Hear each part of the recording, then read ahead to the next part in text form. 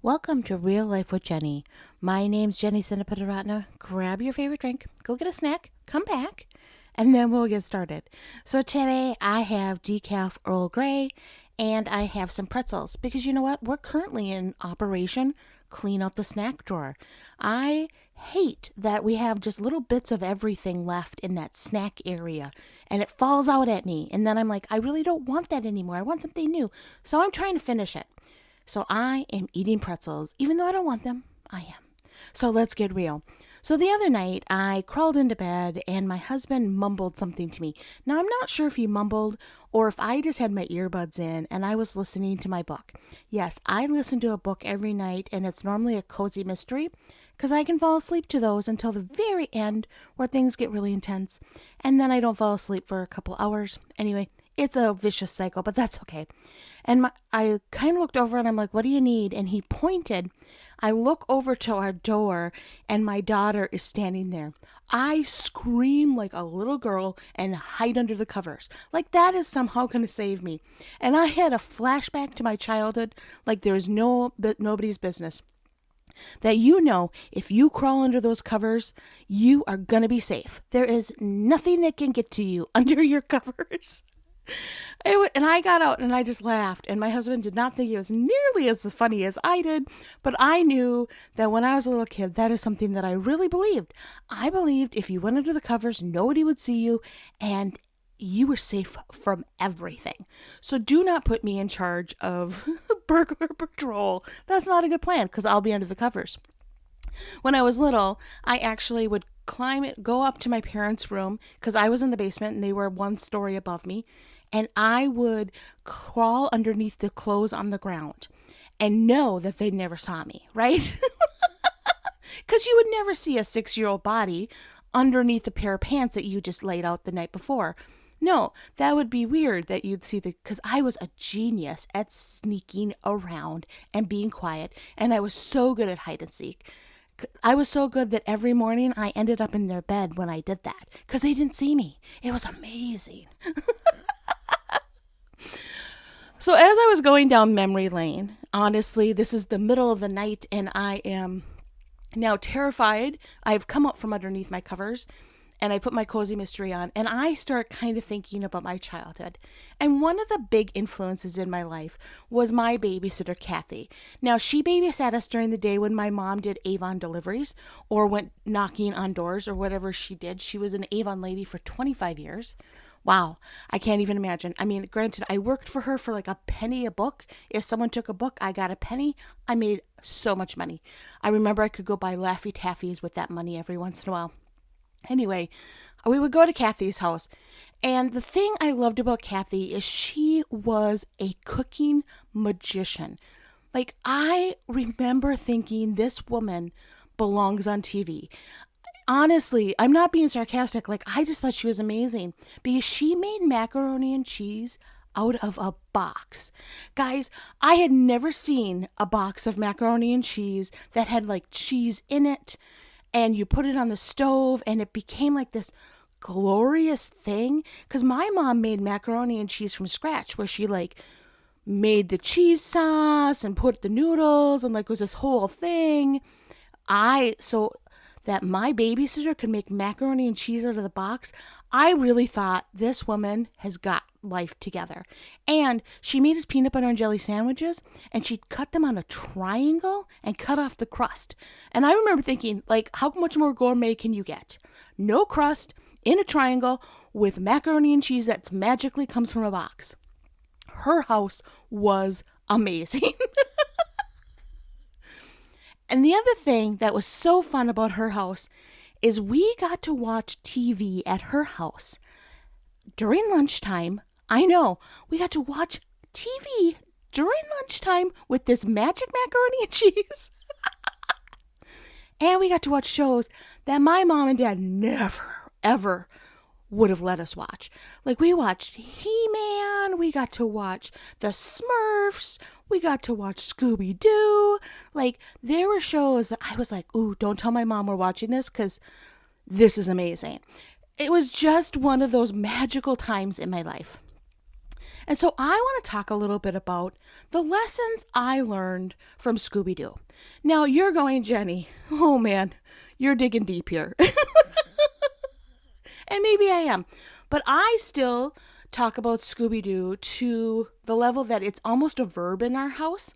I call it, I want to Scooby-Doo on out of here, because Scooby-Doo, when he left a room, he'd leave like a Scooby-Doo print in the wall, because he would have such force of escaping that he would leave his Scooby-Doo print in the wall. It was so amazing. And I always thought, wouldn't that be cool if I could make a Jenny print in the wall?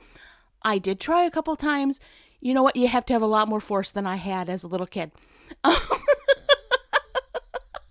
know all of you are like, oh, we can just imagine Jenny running full tilt at the wall trying to make a Scooby-Doo print. But I still talk, that's one of the verbs in our house, is I'm like, let's Scooby-Doo on out of here.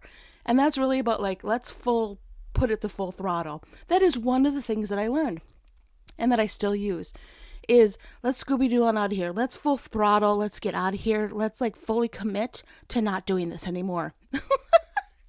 But one of the things that I learned is you always need to have a snack, right? Scooby always had a snack with him. Like it didn't matter. They would be in a haunted house somewhere, and I'm using air quotes and you can't see them. All of a sudden I'm like, you can't see my air quotes. They'd be in a haunted house somewhere, and they would run into the kitchen and find Scooby snacks. Like it was amazing to me. I'm like, this is how life should be, right? Life should always be full of a pantry full of Scooby snacks. Now, they did come out with like little packages of like weird cookies that were Scooby snacks, and I was so excited when they came out, and I was highly disappointed. Because when you watch Scooby-Doo, now I haven't seen any of the movies, so I can't really tell you what the movies do. This is like back in the 1900s, guys. I know. Join me. Come on back to the 1900s. But they never had cookies. They had like sandwiches, and I mean, it was amazing stuff. But they always made time for that. And I think that's so interesting that it's really affected who I am. Not because I like to eat, which I do. I mean, most of us like to eat. But it's always been about breaking bread. And my grandmother was the same way. Like you'd go to her house and she would have snacks, right? Someone would come over, she'd have some coffee, and there would be snacks there too. It just brings people together. And I love that. I love that in Scooby-Doo. It really teaches you that food can bring people together. I have a great friend who we go out to dinner, and she is always pushing me to try new things. I am not a try new things kind of person. That is not something I'm super gifted at. I wish I were. I wish I was like, when I go get pizza, I always get a different kind. No, I don't. It's always exactly the same. It's a cheese pizza. I don't get as wild as a pepperoni. That is way too wild for me. But this friend is always pushing me to try new places. And I will order the same thing almost everywhere we go, but I really appreciate that. And it brings us together. It's been a real nice bonding for me, because I know that whenever I meet with her, I may be pushed a little bit outside my comfort zone, but it makes me feel closer to her. And I just love that. So, food can bring us together. I know food is fuel, but it can also be something that's really powerful in our Christian walk, is going out to coffee with somebody and having a snack, just like Scooby did. Now, the second thing I learned from Scooby-Doo is it is okay to be with the person that you like. Scooby is always with Shaggy. Like, they're always like, Scooby and Shaggy, you go this way. Scooby and Shaggy never do anything that works. They never do anything that is actually productive, except for fumble into eventually solving the crime that the other three have been painstakingly put together. But they're always together. And I think that sometimes in life, if Scooby-Doo taught me anything, it was do things with the people that you love and really enjoy who you're with. And so I think that that's a challenge for us, especially as adults. We kind of get to the point that we're working with people that we maybe don't necessarily like. We go to church with people that sometimes irritate us, sometimes are great. And we kind of get in a rut and we stop looking for people that we really enjoy. And I'm challenging you today, find some people you really enjoy. Connect with them, whether it's online, whether it's in person and you're getting a snack together, something. But have people in your life that you really enjoy outside of your family. Ooh, I know. But it is okay to find people that you really enjoy that you're going to laugh with. I had a group of friends that we went to movies. We didn't talk. I mean, there was no talking that happened, but we went to a movie. And I loved them because, first of all, I could eat popcorn. And because I love popcorn. Anyway, that doesn't matter. All of a sudden, I went back there. And we would just sit there and watch a movie together because my husband doesn't like to go to movies, which is just fine. So I found people that like to do that with me. It is all about doing life with someone that you enjoy. So find your shaggy and do life, right? Find your shaggy and do life with them. The third thing that I learned is there's always a logical explanation.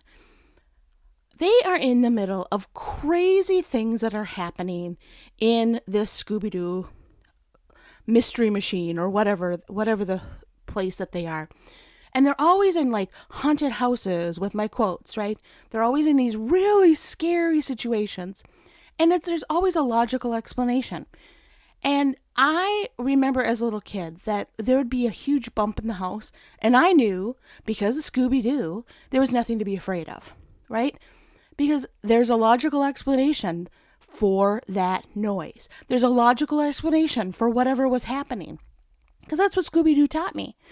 And I love that it lines up with the verse that is kind of my theme verse. God has not given us a spirit of fear, but he's given us love and power, and he's given us a sound mind. And if nothing else you learn from Scooby-Doo, it is that verse is completely true. It doesn't matter the mysteries that are happening around you. There's a logical explanation, and it is not from God. God did not give you that spirit of fear. He gave you love, power, and he gave you a sound mind to figure it out. And that's what Scooby teaches us. So here we are. I am at the end of the time that I want to talk about Scooby-Doo because you're like, what in the world?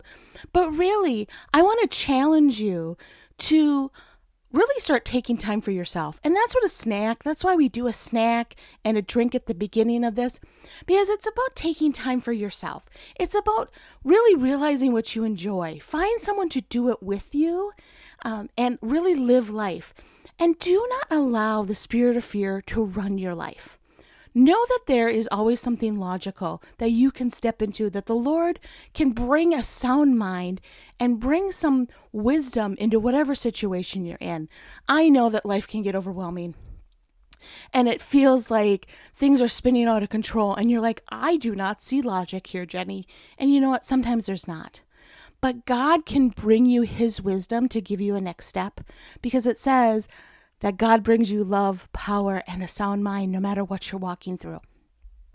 God does not want us to live in fear. He wants us to live in the reveal at the end of Scooby-Doo, where they're like, this is who's been making all the mischief. It's the caretaker from down the road who wants to own this building. You know, that is what God can bring into your life. God can bring some clarity and wisdom into any situation that you're walking through right now.